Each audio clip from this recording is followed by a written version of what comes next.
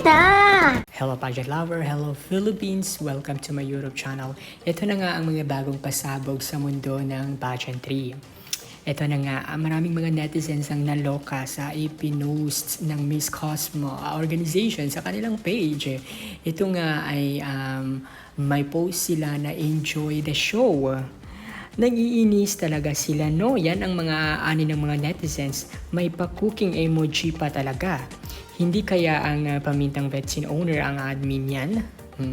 Alam naman ninyo ang tinutukoy dito. Sinong yumaman ngayon sa 5 million votes from Pinas? E di ang cook mo. You've been warned bully ang Vetsin na yan sa Pinas ever since.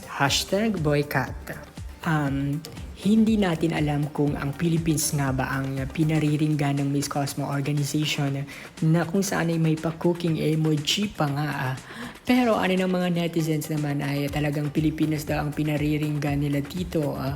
Marami nga kasing mga nagsasabi na parang may lutuan or cooking show na nagaganap dahil nga sa hindi nakapasok ang pambato ng Pilipinas na si Chelsea Fernandez sa top 8 na ginanap na Cosmo Green Summit kung saan ay isang tinanong ang mga kandidata patungkol sa kanilang proyekto bilang isang kandidata sa Miss Cosmo 2025 kung saan ay hindi nga nakapasok sa top 8 ang pambato ng Pilipinas dito na talagang kung mapapanood natin or maririnig natin ang naging kasagutan ni Chelsea Fernandez ay deserve niyang makapasok sa top 8. At ito pa, jump muna tayo sa botohan dahil mukhang may dayaan din daw na nangyayari. Ani ng isang netizens ay halatang dinadaya ng Vetsin ang voting spread. Biro mo umabot ng 5 million votes daw ang pambato ng Vietnam.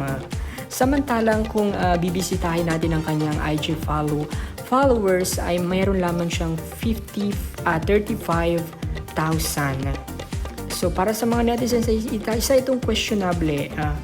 Voting up from Vetsin, my God, mga cheaters yan.